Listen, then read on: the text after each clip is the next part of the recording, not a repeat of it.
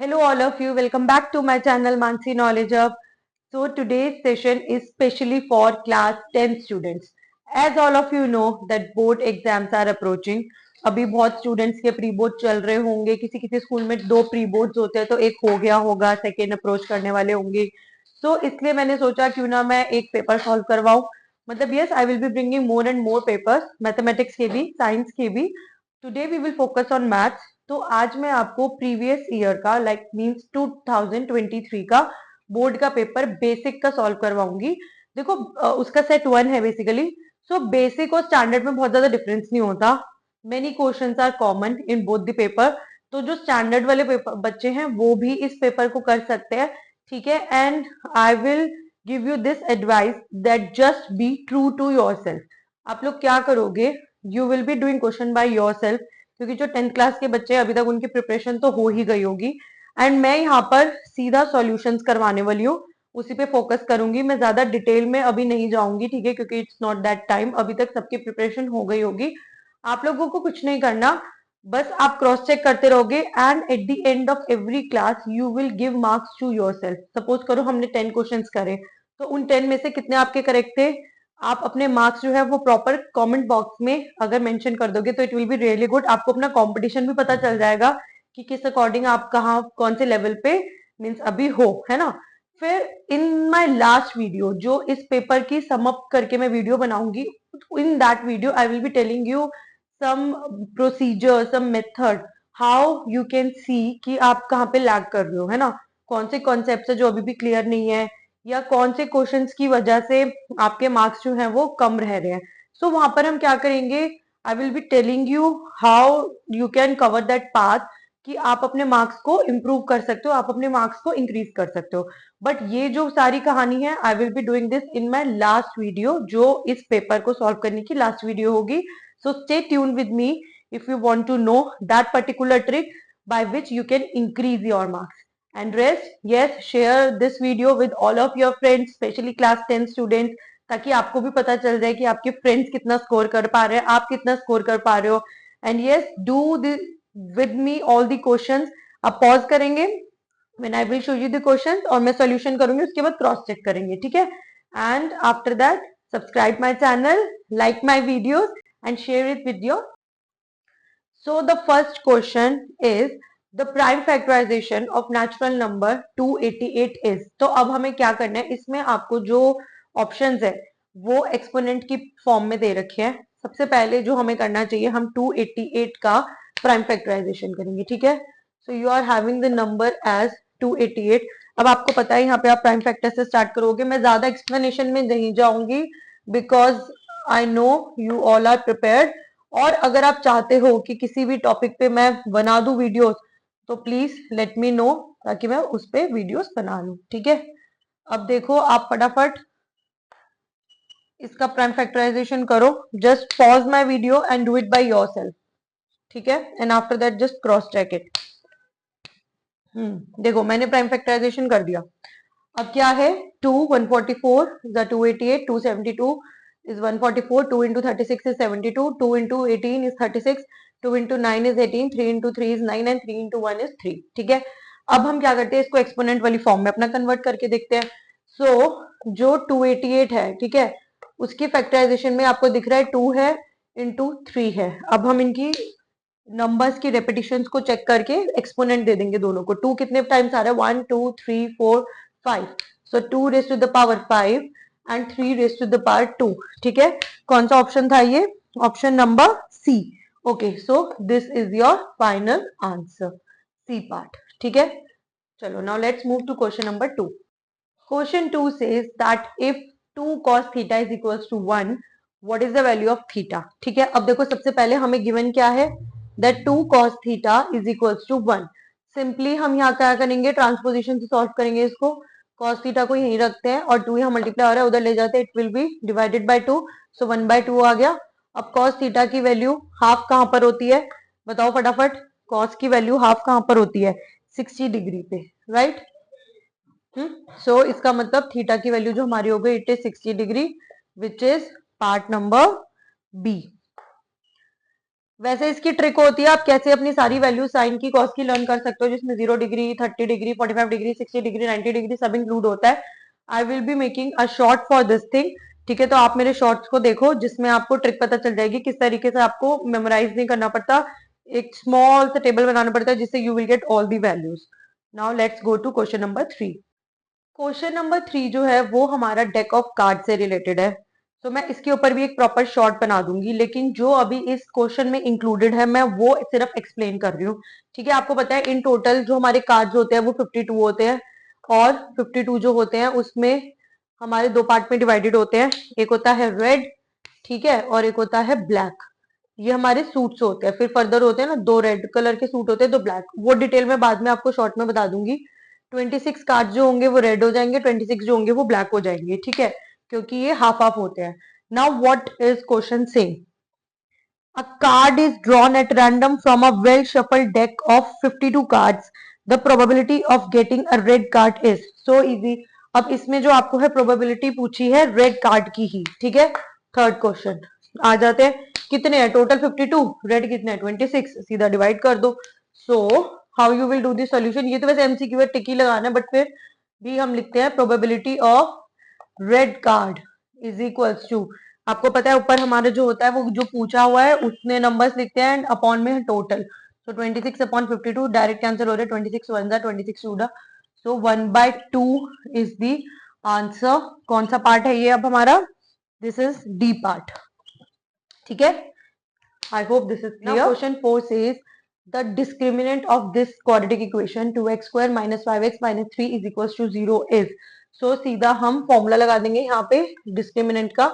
I hope आपको पता है डी की वैल्यू होती है B square minus 4ac। This is the formula जहाँ पे this is a, this is b and this is c। Now along with sign हम वैल्यूज पुट करते हैं, तो डी की वैल्यू जो होंगी वो क्या क्या हो जाएगी, b का स्क्वायर मतलब -5 का स्क्वायर, ठीक है, x को इंक्लूड नहीं करेंगे, ये सब क्लियर ही होगा, -4 इंटू ए कितना है 2 एंड c इज अगेन -3, ठीक है, इसको भी हम ब्रैकेट में रख लेते हैं। Now we will solve it.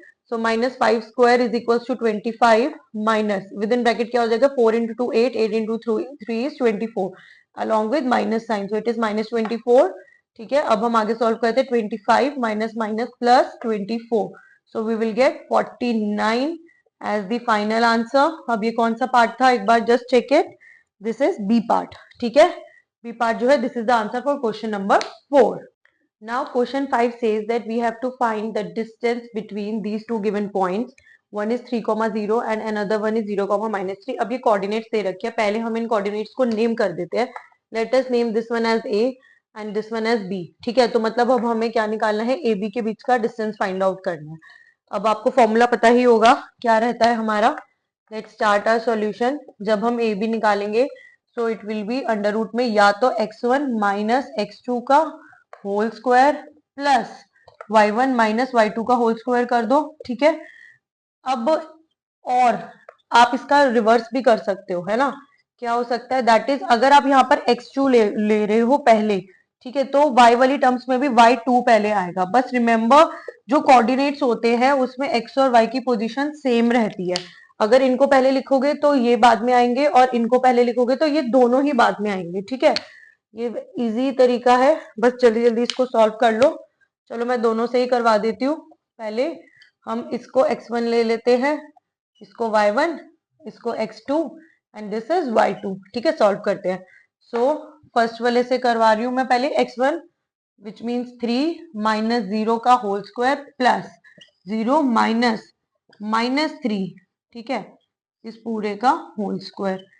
अब यहीं पे इसका आंसर निकाल लेते हैं, चलो यहीं कर लेते हैं। This will be under root 3 का स्क्वायर प्लस, अब यहाँ पर 0 और +3 हो जाएगा, है ना, इसके पूरे का square. Now let's move to the next line. 3 का स्क्वायर हमारा सीधा हो गया यहाँ पे 9 प्लस 0 + 3 अगेन 3 उसका स्क्वायर फिर से 9, तो इट विल बी √18, ठीक है। अब ये डिस्टेंस है तो हम इसकी यूनिट लिखेंगे यूनिट्स। नाउ इसको फर्दर सॉल्व करेंगे, it will B 3√2 units. I hope आप सबको पता होगा ये किस तरीके से आया है, आप √18 को जब ओपन करेंगे फैक्टराइजेशन करेंगे वहां से आएगा, ठीक है। तो ये जो मैंने करा ये मैंने इस वाले पार्ट से करा, ठीक है। अब जो सेकेंड वाला पार्ट था उसको भी एक बार मैं यहाँ पे करवा देती हूँ. सो आई विल राइट और दूसरा पार्ट. ठीक है, इसमें x2 को पहले ले लेते हैं. आंसर देखो सेम ही आएगा इन बोथ द केसेस. x2 को पहले लिया मीन 0 को पहले लिया. ठीक है, माइनस हमारा यहाँ पर हमारा पॉजिटिव 3 है.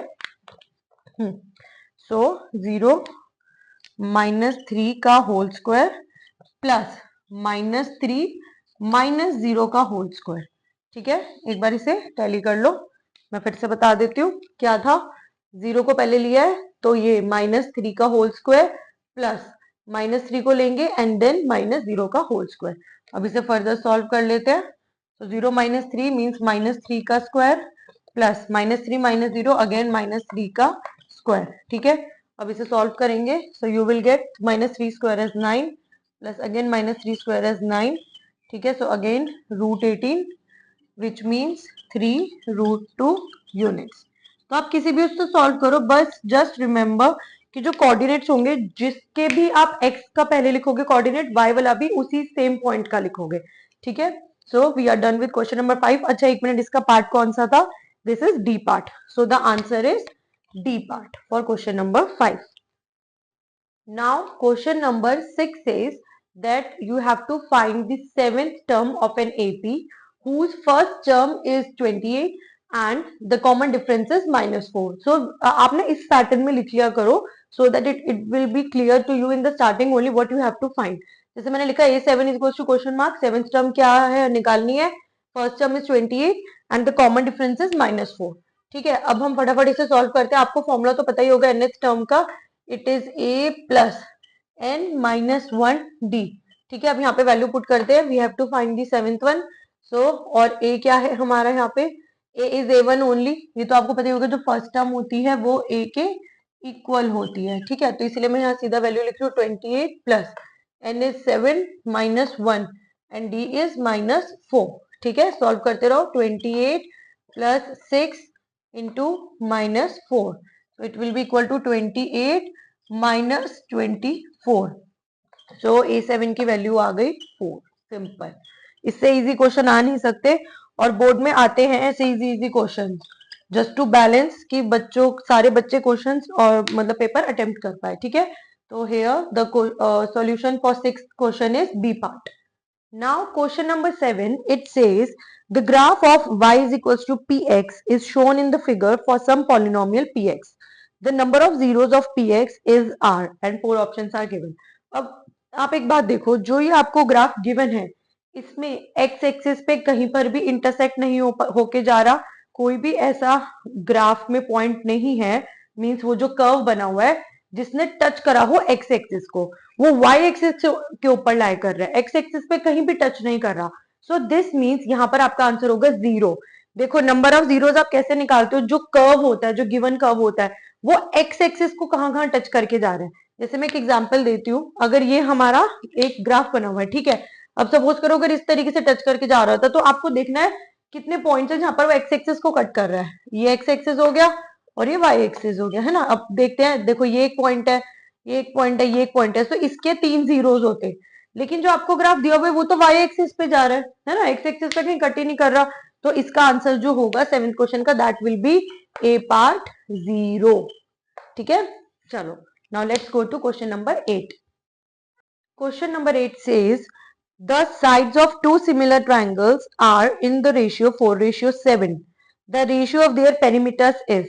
अब आप एक बात देखो, यहाँ पर आपको साइड्स की रेशियो दे रखी है और दोनों ट्रायंगल सिमिलर है. ठीक है, तो मान लेते हैं जैसे एक की साइड ए ले लेते हैं, एक की साइड बी ले लेते हैं. ठीक है, और उनकी डायरेक्ट रेशियो गिवन है 4:7. अब आप एक बात देखो, अगर आप पेरीमीटर निकालते हो ट्रायंगल का, ठीक है, तो वो क्या होता है? Side plus side plus side.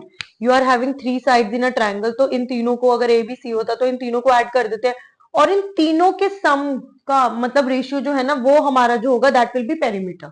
ठीक है, अब हमें साइड्स का रेशियो दे रखा है. सपोज करो ये इक्विलेटरल ट्रायंगल होता, ठीक है, अगर इक्विलेटरल ट्रायंगल होता तो all sides will be equal.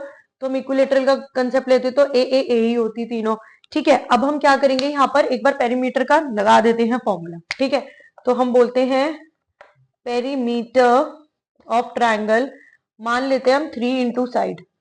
ठीक है, यहाँ पे मैं इक्विलेटरल ट्रायंगल को लेके चल रही हूँ. आप नॉर्मल ट्रायंगल को लोगे तभी भी यही आंसर होगा, बट बेटर है कि आप इक्विलेटरल को ले लो, इट विल बी इजी। अब 3 इंटू साइड कर दिया, तो अगर हम देखें पेरीमीटर का फॉर्मूला लगाते हैं, लाइक मैं P A upon P B, जिसकी ए साइड है ट्रायंगल की और जिसकी बी है, उन दोनों का रेशियो निकाल रही हूँ। So it will B 3 into 4 और अपॉन में हो गया 3 इंटू 7। अब आपको क्लियरली दिख रहा है यहाँ पे 3 से 3 हमारा जो है वो कैंसिल हो जाएगा। So you will get the answer as 4:7 only. ठीक है, तो ये कौन सा पार्ट है हमारा? This is A part. तो हमारा क्वेश्चन नंबर 8 जो है, इसका जो फाइनल आंसर होगा that will be A part 4:7। ठीक है, इस तरीके से आएंगे। नाउ question number 9 says in the given figure AB is parallel to CD. If AB is 5 centimeter, CD is 2 centimeter and OB is 3 centimeter, then find the length of OC. ठीक है, मैंने ये फिगर यहाँ ड्रॉ करी है and हम देखते हैं हमें क्या क्या गिवन है, हम उस चीज को वैसे ही लिखेंगे। यहाँ पर आपका दे रखा है AB is parallel to CD। ठीक है, तो ये मैंने सबसे पहले गिवन में लिख दिया that AB is parallel to CD। After that ये सब मेंशन कर दिया, AB is 5 centimeter, BO is 2 and CD is BO is 3 and CD is 2। ठीक है, now we have to find the value of OC। देखो बहुत easy है, आप यहाँ पर ये जो दो ट्रायंगल्स आपको गिवन है that is AOB and DOC। ठीक है, इन दोनों को सिमिलर प्रूव कर दो। अब आप इसको डबल ए सिमिलैरिटी क्राइटेरिया से भी सिमिलर प्रूव कर सकते हैं या फिर ट्रिपल ए से भी कर सकते हैं।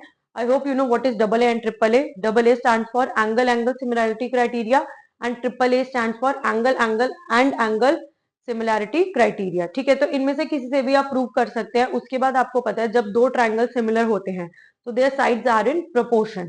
सो हम क्या करेंगे, सीधा इनको सिमिलर प्रूव करेंगे, साइड्स को प्रोपोर्शन में करेंगे and after that we will put the given values जो साइड्स की गिवन है एंड वहां से we will find the value of OC.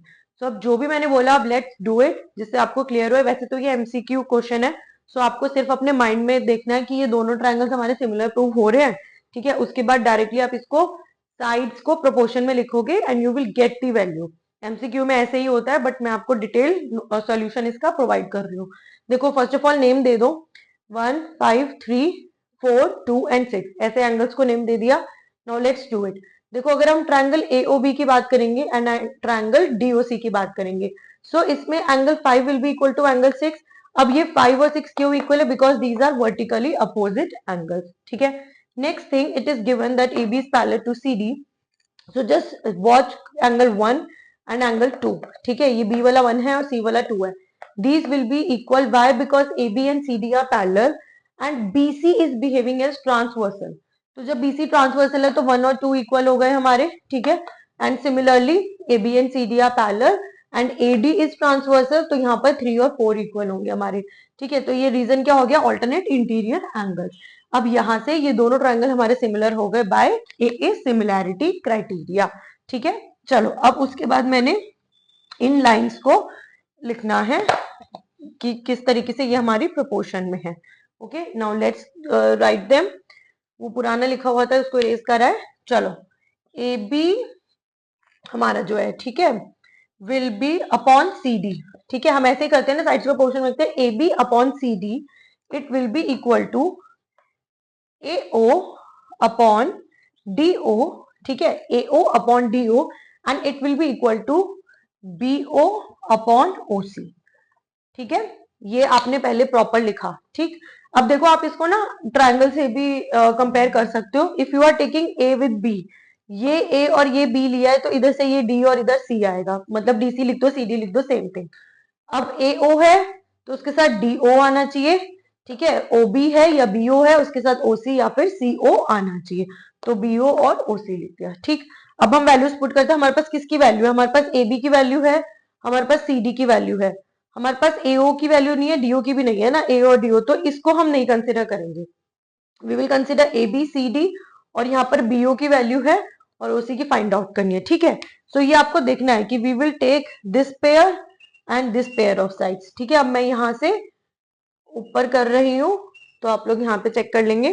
AB की वैल्यू पुट करी दैट इज 5 अपॉन CD की वैल्यू पुट करी that is 2 is equals to BO की वैल्यू पुट करी दैट इज 3 एंड OC की हम OC ही रहने देते हैं। ठीक है, नाउ सॉल्व इट और देखो क्या आ रहा है। थोड़ा प्रॉपरली लिख दूं इसको मैं, दिस इज OC। ठीक है, अब क्रॉस मल्टीप्लाई कर दो, सिंपल। ठीक है, तो क्रॉस मल्टीप्लाई करोगे तो क्या हो जाएगा 5 times OC is equal to 3 into 2। आपको पता है ना क्रॉस मल्टीप्लीकेशन में क्या होता है, ये उठ के इधर चला जाएगा न्यूमरेटर के पास और ये उठ के इस न्यूमरेटर के पास चला जाएगा। नाउ अब ये कांस्टेंट को उधर ले जाते हैं, इसका यहाँ पे क्या काम है, ठीक है, this will B 3 into 2 6। So OC की वैल्यू क्या आ गई 6/5 सेंटीमीटर। यूनिट के इंपॉर्टेंट होता है, इसके हाफ मार्क्स डिडक्ट हो जाते हैं। अब ये तो MCQ है, सो इसमें ये कौन सा पार्ट हो रहा है, सी पार्ट, ठीक है। So we will get C part as the answer. So 9th question का सी पार्ट आंसर हो गया, आप इसको एक बार देख सकते। Now it's turn for question number 10।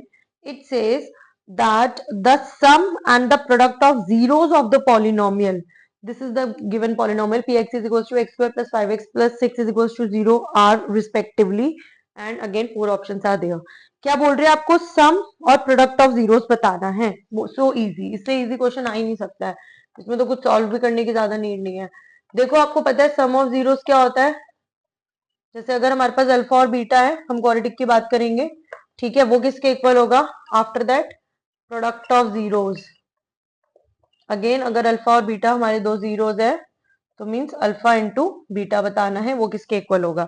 जो हमारा सम ऑफ जीरोस होता है वो किसके इक्वल होता है, -b/a, और प्रोडक्ट ऑफ जीरो इक्वल होता है c/a। आई होप आप लोगों को पता होगा। वेयर यहाँ पर a हमारा 1 हो गया, b हमारा 5 है और c हमारा 6 है, ठीक है। तो माइनस b कितना है हमारा पॉजिटिव ही है 5/a कितना है 1, और जो हमारा c है यहाँ पे that is 6 and a again 1, तो हमारा आंसर आ जाएगा -5 एंड 6। अब कौन सा पार्ट है ये, just check it, -5,6 B part, ठीक है। सो इसका मतलब 10th क्वेश्चन का जो आंसर है that is the B part. I hope this is clear to all of you. So here we come to the end of today's class, जहाँ पे हमने क्लास 10th का CBSE का बोर्ड का paper करा था ऑफ 2023 ईयर, जिसमें हमने सेट 1 किया था, ठीक है, बेसिक का। सो आई होप आज की वीडियो आपको अच्छी लगी होगी। Do share my video with all your siblings, cousins, जो भी क्लास 10th में है, जिनको नीड है इसकी कि उनको प्रॉपर एक्सप्लेनेशन के साथ डिटेल्ड सॉल्यूशंस मिल रहे हैं। एंड जो भी मेरे वीडियो को देख रहे हैं, do like my video, and जो भी मेरे न्यू स्टूडेंट्स है, subscribe my channel, hit the bell icon to get the notification of new video, and I will be continuing question number 11 in that video, ठीक है। तो जिनको भी मेरे साथ आगे कंटिन्यू करना है, right from the question number 11, do subscribe my channel